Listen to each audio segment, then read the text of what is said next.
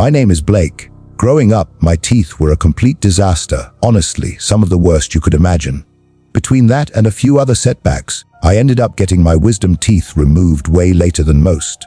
Normally, people go through the ordeal in high school, or maybe early college, but not me. I didn't even schedule a consultation until after I'd already graduated. The procedure itself was brutal, easily one of the most painful and irritating experiences I've ever endured. I won't drag you through every detail of recovery, but there's one thing you need to know. The pain was relentless. It was so intense that sleeping through the night became impossible without heavy painkillers. I ended up creating this strict, exhausting system, waking myself every 3 hours to take the next pill, alternating between the two medications I was prescribed. It was miserable, but it was the only way to keep the agony from completely overwhelming me. As you might expect, my sleep schedule turned into absolute chaos. My body got locked into this bizarre rhythm of 3-hour sleep cycles, punctuated by forced wakefulness, and returning to normal afterward was harder than I imagined. That, honestly, was worse than the surgery itself, the sleep deprivation. I felt completely unhuman at times, as if I had become some other creature, endlessly cycling between brief, broken sleep and constant alertness. I still shudder thinking about it. One particular night, probably in the first week after surgery, I woke up around 4 a.m. to take my medication again. But unlike usual, I couldn't fall back asleep. The room felt suffocatingly hot, much hotter than normal, and I couldn't figure out if it was the lingering effects of the meds or a dead AC. I tossed and turned for what felt like forever, before deciding I had no choice but to open my window. That gave a tiny bit of relief, but it didn't solve anything. I lay there, drenched in sweat, silently pleading for sleep to come. Then I heard it, a faint, irregular sound outside the window. At first, I brushed it off. I'd never left the window open before, so maybe it was just some strange outside noise. But it didn't feel right. The sound kept at it, slow and deliberate, like scratching, like claws dragging against something hard. My heart started to race. Whatever it was, it didn't belong, and I couldn't shake the feeling that it was watching me. That's really the only way I can describe it. At one point, the noise intensified, and I realized it was coming from directly above me from the roof. Then, just seconds later, the sound started moving, shifting across the shingles before gradually fading out of earshot. At that moment, I assumed it was some kind of animal, probably a raccoon or another critter exploring the roof. My family's house sits in a densely wooded area, so encounters with curious wildlife were nothing new. I wanted to just roll over and try to sleep, but I knew my dad would lose it if something managed to burrow into the attic again. And honestly, I wasn't even tired. I was wide awake. Without overthinking it, I threw the covers off, jumped out of bed, and headed straight for the garage. I grabbed one of my dad's heavy-duty flashlights and made my way back to the house, heading out the back door near my bedroom. My room is on the first floor, right where the roof is lowest, so I figured that was the logical place to start. Once outside, I began sweeping the flashlight across the roof, trying to catch a glimpse of whatever had been making the noise. I didn't see anything at first, and I let out a frustrated sigh, assuming the animal had moved to another part of the roof while I was retrieving the flashlight. I started walking around the house, methodically shining the beam over every section I could reach. All I wanted to do was scare it away, which should have been easy, if I could just find it. As I was moving toward the front of the house, where the roof is much higher, a flicker of movement caught the edge of my flashlight beam. I swung the light toward it and nearly dropped it from my hands. There, standing on the roof, was a person. Not an animal, not a shadow. A fully grown human being, completely naked, frozen in the harsh beam of my flashlight. I screamed before I could stop myself, and immediately, the figure began moving, almost like the light itself burned them.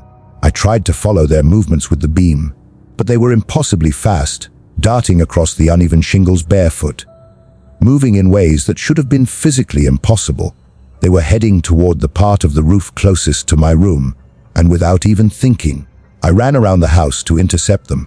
I don't know what I was expecting to do. I should have gone back inside, but some instinct refused to let me retreat. I yelled for my dad as I ran, hoping he could get outside fast enough to help stop or restrain the intruder. I reached the back of the house just in time to see the person preparing to jump from the roof. My first thought was disbelief. There was no way anyone could survive that fall without serious injury, even from the lower section. Surely they'd need another way down. My heart was pounding. every instinct screaming at me that this was insane, and yet I couldn't look away from what was unfolding above me. But without a moment's hesitation, the person leapt, hitting the concrete below with a bone-jarring thump. I froze instantly, unable to process the absolute insanity of what I was witnessing. Someone had just jumped off our roof like it was nothing. I couldn't understand how every bone in his legs hadn't shattered on impact.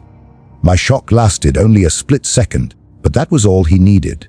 The intruder sprang to his feet and lunged at me, knocking me to the ground. His hands went straight for my face, scratching and clawing as if he wanted to tear me apart.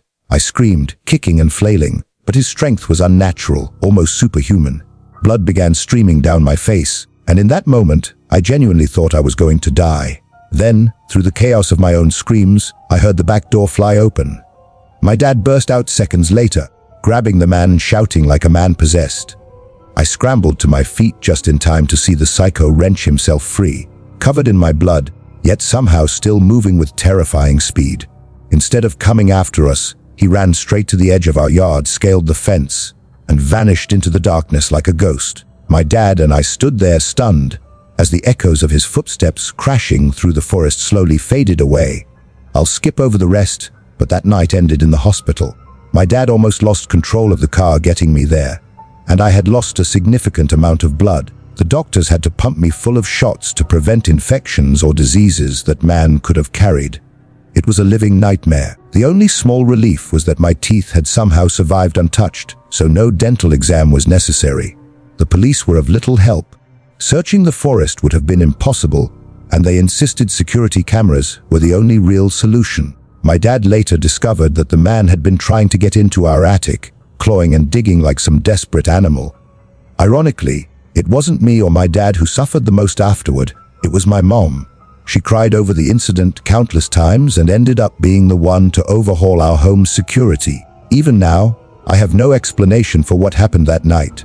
Who that man was, where he came from, and how he even found our house remain unanswered questions. They're just a few of the 1,000 mysteries I fear I'll never solve, and thinking about it still sends a chill down my spine. My house has a pretty unusual design. Well, I like to call it unusual, but most people probably call it just plain weird. And honestly, they have. Nearly all my friends who've seen it have said as much.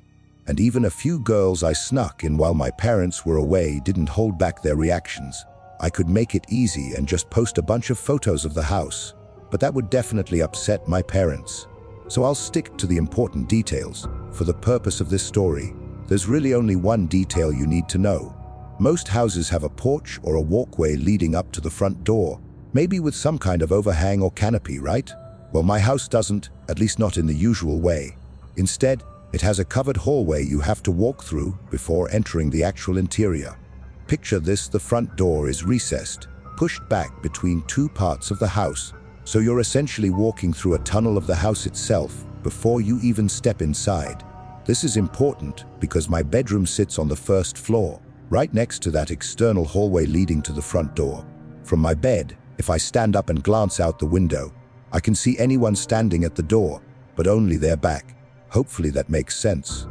I developed a habit from a young age of peeking out that window whenever someone rang the doorbell or a delivery arrived. It was like having my own hidden camera, letting me see who was there before fully exposing myself. What happened next took place just a few months ago, right at the start of summer. My parents were out of town for the week, and I figured I'd take advantage of the situation. Anna, my girlfriend, was staying over for a few days. Normally, my strict, traditional parents would have flipped if they knew, but they were out of town, and besides, they'd met Anna countless times before. She wasn't a stranger. The first night passed without incident. We had a chill movie night with some snacks and a few glasses of wine, then went to bed at a reasonable hour. The next morning, we went for a quick dip in the pool. Neither of us is much of a party person, so we were content just relaxing, playing games and watching TV together. The second night, though, things changed. It must have been around midnight. Anna and I were talking in the dark, about to drift off, when I heard something outside. At first, I wasn't sure what it was, maybe a screeching or something being dragged across the driveway. I shushed Anna and strained to listen. The sound was coming from the side of the house, right by the driveway, which immediately set off alarm bells. I stayed quiet and focused, realizing it was probably one of my dad's trash cans being moved around. He sometimes leaves them out in front of the garage, and I was fairly certain I'd seen a couple there earlier that day. My first thought was that some animal had found them, maybe a raccoon or stray dog rummaging for scraps. Still, even knowing that, hearing movement that close to the house is unnerving, especially when you're the only ones home and it's too dark to see anything. I told Anna to stay put and keep quiet, assuring her I'd check it out and shoo away the intruder, whatever it was. Then, I carefully got out of bed and made my way to the front door.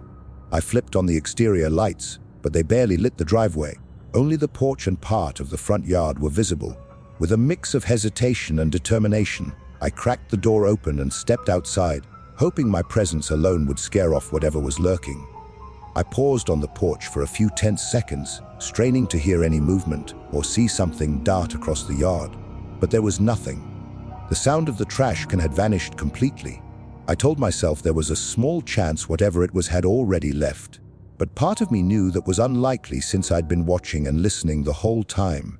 Even more reluctantly, I turned on my phone's flashlight and stepped down onto the front steps, heading toward the driveway. As I got closer, I realized one of the trash cans had clearly been disturbed. Two sat neatly against the garage door, but one lay completely overturned, its contents strewn across the driveway. I groaned inwardly, knowing I was about to spend time cleaning up a mess. I scanned the area carefully with my flashlight, but there was nothing, no animal, no movement, just the chaos of garbage scattered in the moonlight. Convinced the intruder had slunk away, I began picking everything up and tossing it back into the can.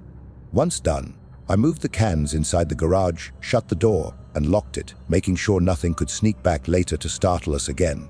Satisfied, I returned to bed. Anna was barely awake, her eyes half closed, and I kissed her forehead lightly before settling back into my side of the bed, trying not to disturb her.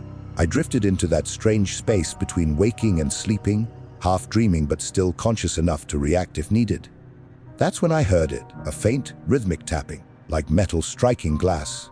My mind first tried to chalk it up to the dream, but something about it felt off, almost deliberate.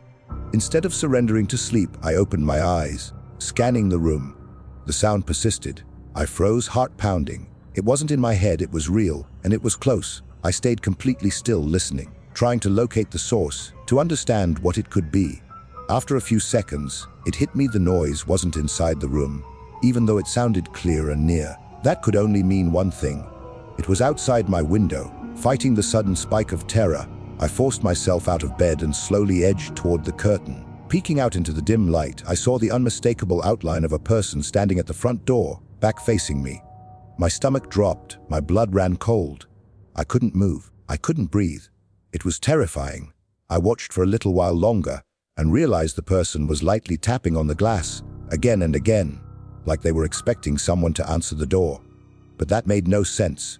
It was past midnight, the house was completely dark, and we were the only ones home. I tried to make out more details about the figure, but there wasn't enough light to see anything clearly. As I stood there frozen, I noticed the figure start to turn slowly. Without thinking, I ducked behind the window just in time, my heart hammering in my chest. I must have stayed crouched there for a full minute, terrified that they had seen me. I didn't want to look again, but I had to. Taking a deep, shaky breath, I forced myself upright, peeled back the curtain, and instantly regretted it. Just 2 inches from the glass was a face, staring directly at me. I screamed, stumbling backward and yanking the curtain shut. Even in that split second, I could see enough to make my stomach turn. It was a man with shriveled, grotesque skin, like someone whose face was slowly melting away. I collapsed onto the bed, still screaming, which woke Anna. I shouted that someone was outside, quickly checked that the bedroom door was locked, and grabbed my phone to call the police. The cops arrived just over 10 minutes later. Anna and I stayed huddled together in my room the whole time. I wanted desperately to run to the front door and see where the intruder had gone, but Anna gripped my arm, refusing to let me move. When the police finally entered, I recounted everything in detail.